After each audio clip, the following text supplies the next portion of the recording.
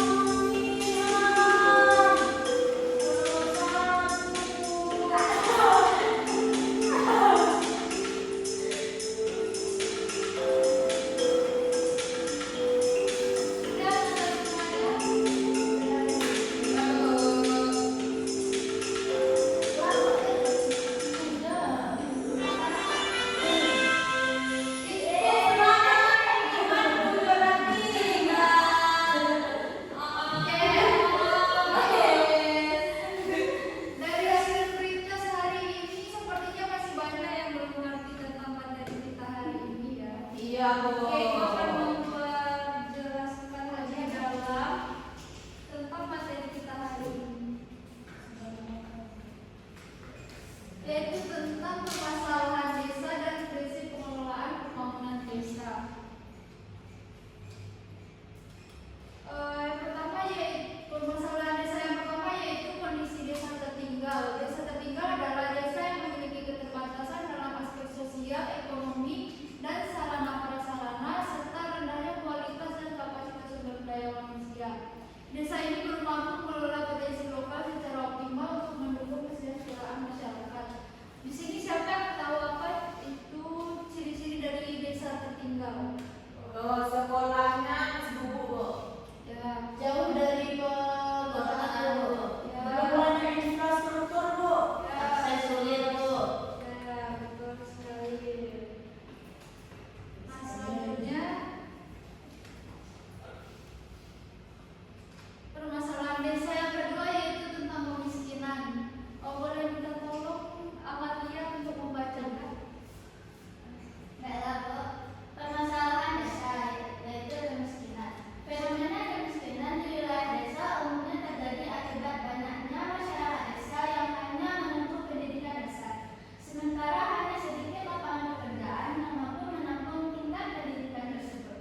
Dengan demikian, tenaga kerja tamatan pendidikan dasar cenderung terserap ke sektor ekonomi primer seperti agraris dan atau pertanian.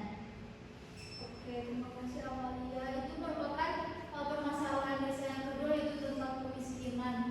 Ya, permasalahan desa yang ketiga yaitu minimnya tenaga kerja potensial akibat peningkatan laju urbanisasi. Daya tarik kota sebagai tujuan urbanisasi mengakibatkan banyaknya tenaga kerja potensial yang berpindah dari desa dan tinggal di kota. Hal ini mengakibatkan minimnya sumber daya manusia potensial sebagai bagian dari pembangunan. Mudahnya akses pasar dan fasilitas yang memadai membuat sebagian masyarakat meninggalkan desa untuk tinggal di kota.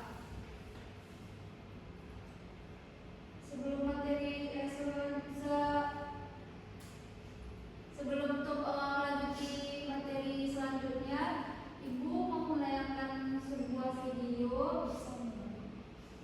Lalu nanti anak-anak semuanya memberikan kesimpulan ya dari video ini. Kemudian segalanya sepanjang hari. Bikin terus percaya diri di segala aktivitas. Pakai Rexona sehari-hari.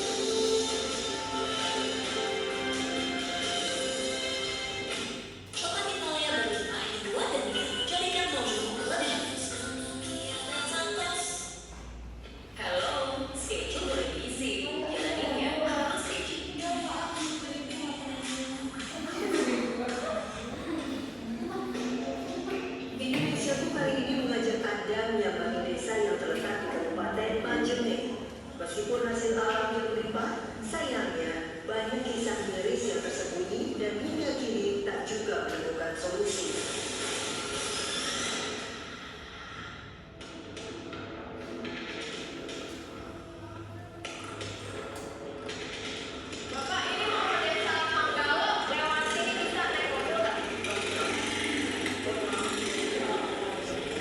Jadi harus pakai motor. Ya udah.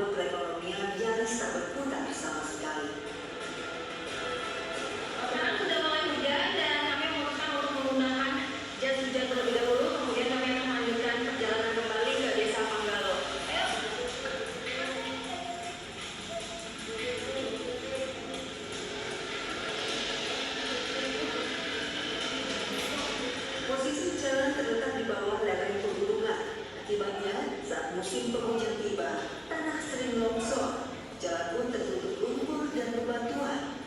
Tak adanya alat berat membuat warga harus bergotong royong membersihkan jalan dengan peralatan seadanya agar bisa dilalui. Ini adalah tempat kedua yang menjadi longsor perjalanan kami menuju ke desa Manggalo.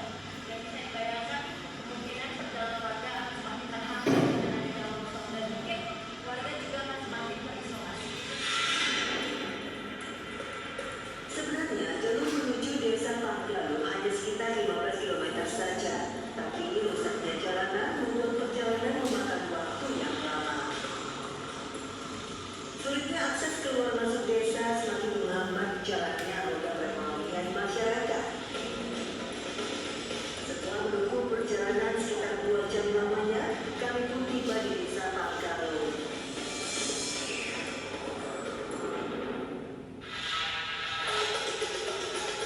Inilah desa Manggalo. Tanah yang subur ternyata tak mampu membuat warganya sejahtera. Sebagian besar masih hidup di bawah garis kemiskinan. Mereka menggantungkan hidupnya dari hasil kopi, kakao, nilam, dan cengkeh. Kebun kopi milik Pak Barudin seluas 1 hektar. Terletak di ketinggian kawasan pegunungan dengan ketinggian kurang lebih 700 meter di atas permukaan laut, membuat kopi tumbuh subur di sini. Nah, biji kopi yang saya petik ini jenisnya adalah robusta. Kalau misalnya dibandingkan dengan arabica, biji kopinya itu lebih tebal dan juga lebih besar. Dan ini juga cocok ditanamnya itu di atas 650 mdpl. Kopi akan berbuah melimpah jika jarak tanah dan paparan cahaya matahari cukup terpenuhi. Panen raya buah kopi biasanya pada bulan Maret sampai Juni. Hasilnya bisa mencapai 1,5 ton biji kopi per hektar. Sayangnya, hasil panen raya ini tak membuat para buruh ikut mencicipi sejahtera. Rata-rata penghasilan para buruh berkisar 40 hingga 70 ribu rupiah per hari di masa panen. Di luar masa panen, warga kembali terlunta mencari penghasilan dari mana saja. Sulitnya ekonomi membuat para ibu buruh petik kopi harus berjuang untuk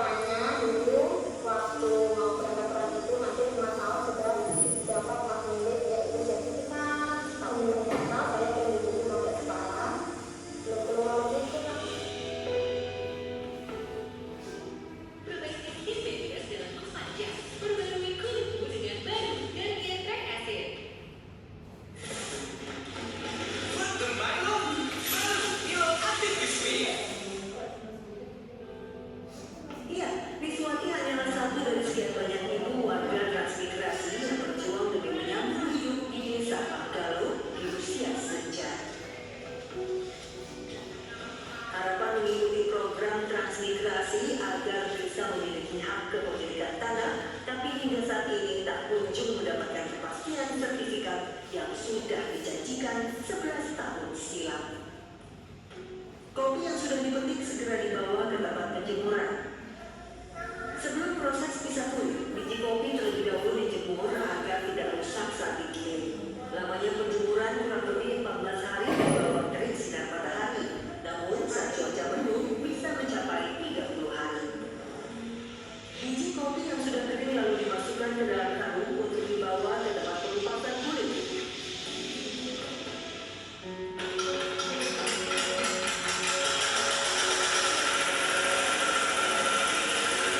Lalu kulit dan biji kopi dipisahkan dengan mesin khusus. Setelah digiling, dari 30 kg kopi kering yang masih ada kulitnya dapat menghasilkan kurang lebih 20 kg biji kopi kupas. Ongkos giling kopi dibayar dengan menggunakan biji kopi, yaitu 8 kg biji kopi per 1 kuintal biji kopi. Harga kopi di pengepul lokal dipatok Rp25.000, namun saat harga anjlok bisa mencapai Rp15.000 per kilonya. Harapan saya Pak, otomatis saya sebagai petani Pak, dan juga seluruh masyarakat yang di sini, karena kami ini antusias dari Jawa itu otomatis ke sini itu intinya niatnya itu merubah segalanya, terutama membuat ekonomi terus terang saja toh. Jadi yang menjadi kesulitan kami ini selama ini terus terang saja masalah pembeli barang petani, hasil petani, yang keduanya transport, jalan seperti itu. Otomatis kalau saya pikir jalan ini sudah lancar untuk kita keluar masuknya, otomatis masyarakat dengan sendirinya antusias dan luar biasa.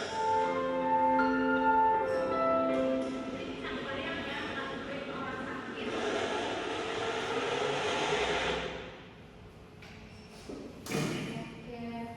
Nah, dari video tersebut siapa yang dapat memberikan kesimpulan? Bu. Saya Bu. Oh, Karena kalian yang lebih duluan tadi. Di pada video yang Ibu tampilkan itu ada video desa tertinggal yang membutuhkan bantuan. Nah, kita bisa melihat di desa tersebut yaitu pada infrastrukturnya seperti jalan itu sangat buruk, itu sangat butuh bantuan dari pemerintah, dan untuk sekolahnya itu juga butuh perhatian dari pemerintah karena kurangnya fasilitas sekolahnya seperti bangkunya yang 1/3 dan tempat tulis dan lantainya juga tidak keramik dan banyak kekurangan dari sekolahnya Bu. Jadi masyarakat yang tinggal di Sulawesi tersebut sangat membutuhkan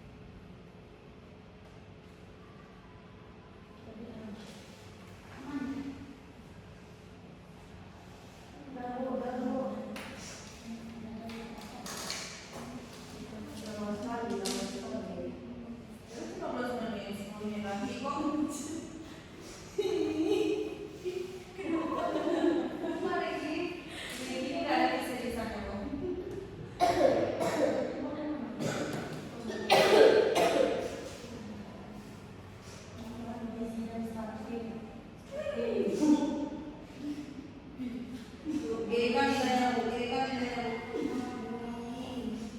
Fadil?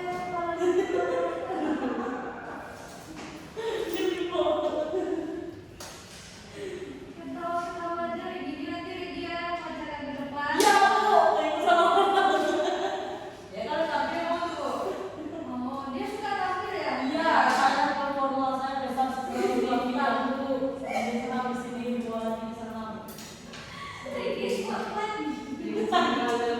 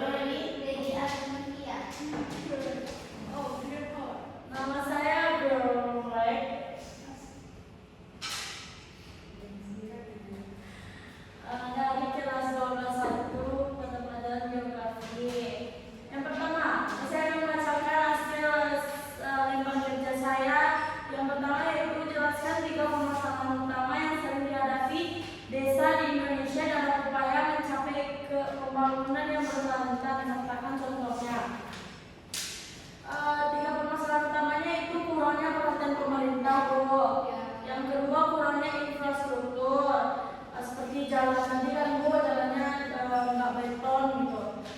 Yang ketiga yaitu masih sedikitnya pembangunan atau tidak adanya pusat pemerintah di desa tersebut, dan sekolahnya masih kurang dalam sarana dan prasarananya. Contohnya Bu di kota saya di Kabupaten Kecamatan Sarelawe Bu. Kecamatan Sarelawe di mana itu lagi? Di 20 kota Bu. Dia jalannya masih kurang gitu Bu. Jelek ya. Iya. Terus Terus infrastrukturnya kurang. Sarelawe itu di mana lagi? Itu kurang. Sarelawe Bu kan di Batuangka Bu. Aku Batu Batuangka. dari arah mana? Dari sini itu ke sana Bu, ke arah Bukit Tinggi gitu Bu. Ke 50 kota kan Bu. Atau 300 ini Oh, Batuangka. tahu Ibu. Sarelawe itu bukan kecamatan. Apa Bu lupa? Sarelawe. Nagari Sarelawe Bu. Iya, Nagari Sarelawe contohnya Bu. Itu contohnya Bu permasalahan utamanya ya Bu. Salah satu nomor 2 lagi. Salah satu prinsip pengelolaan pembangunan desa adalah partisipatif. Jelaskan maksud dan dari prinsip tersebut. Prinsip tersebut menekankan keterlibatan aktif semua pihak yang berkepentingan dan berikan contoh penerapan dan dalam pembangunan desa. Contohnya itu penyuluhan. Bisa nggak penyuluhan gizi? kenapa isi? Karena itu kan juga termasuk partisipatif masyarakat juga. Ya. Contohnya penyuluhan gizi dan stunting. Kadang posyandu tersebut mengajak ibu-ibunya, ibu-ibu untuk berdiskusi belum salah saya. Kadang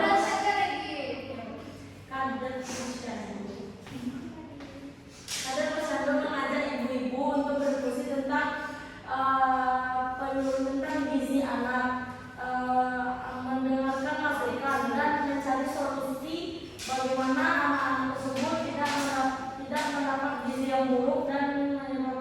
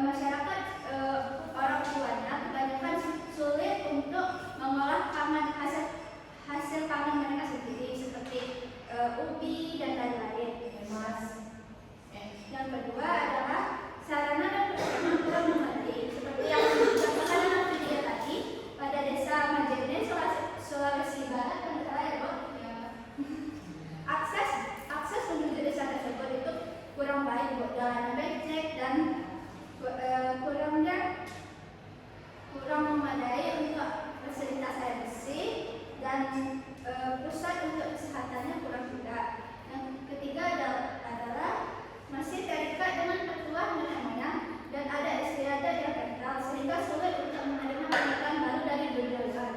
Seperti contohnya ada desa Badui. Badui itu ada terbagi dua, ada Badui luar dan Badui dalam. Kalau Badui dalam itu beneran tidak tersentuh dengan teknologi, jadi itu beneran masih asli lingkungannya. Sedangkan kalau Badui luar itu tuh walaupun masih ada kental ada istiadat, tapi sudah menggunakan teknologi seperti HP, walaupun belum ada masuk jaringan listrik. Dan agama mereka juga masih agama nenek moyang, kalau nggak salah Sunda Wiwitan.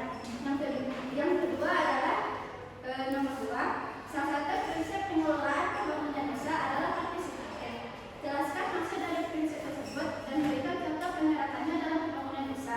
Menurut saya, prinsip partisipatif merupakan peran masyarakat dan kontribusi aktif dalam upaya pengelolaan pembangunan desa. Seperti contohnya gotong royong pembangunan jembatan, memperbaiki FCK umum atau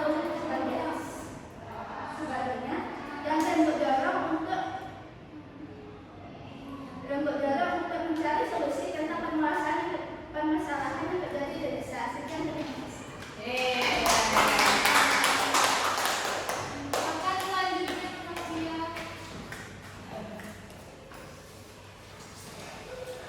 Bu, itu Bu, Yang berapa ready? mau itu Bu ada nanti untuk lomba besok. Oh ya sudah, silakan ready. Semangat ya ready, semoga juara. Iya Bu, amin. Ibu, kan sudah ada Bu. Ya silakan dikumpulkan.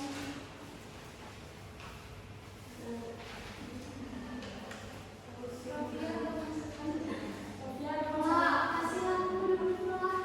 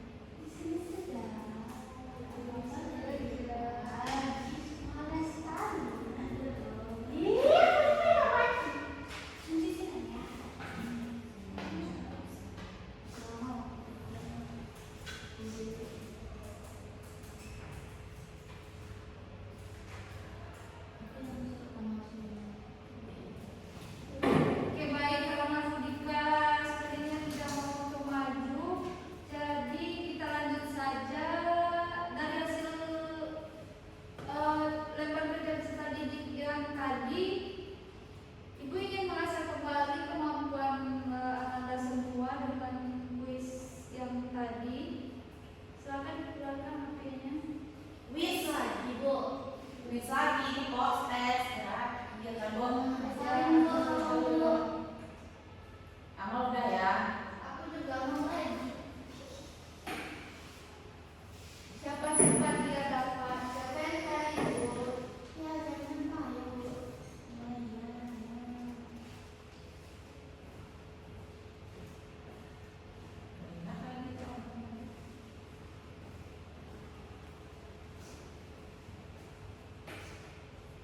Sabar, Belum ibu sama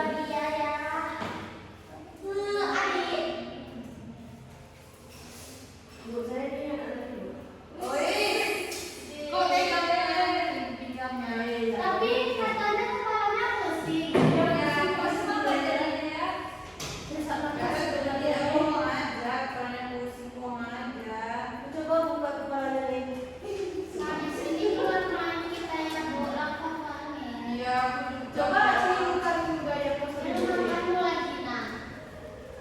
Sudah. Seperti ini. Ini lengketnya lah ya. Nah, ini itu. Cepatlah Bu. Sebesar apa saya ini? Oke, kalau dia mah banyak semangat. Ya.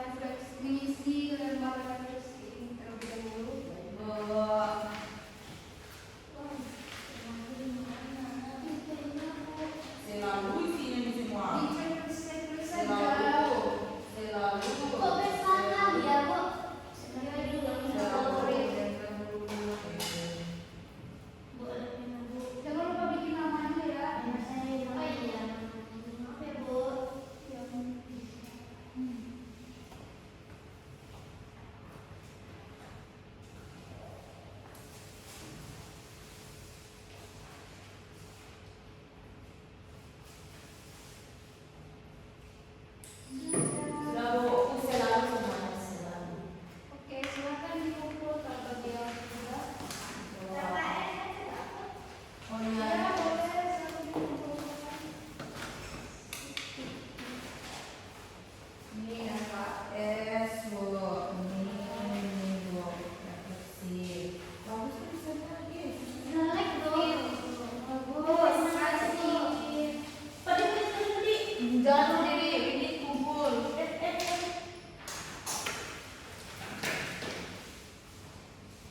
Wah, capek ya, Bu. Pusing. Capek aku juga. Iya, Bu. Kan tadi sudah briefing. Kamu masih capek. Pusing, Bu. Kamu belum makan. Oke, mari ku minta kepada anda semua yang pemenang dari Pre-Test, Post-Test, kesimpulan Juara dua kesimpulan. Yes. Yang kuasa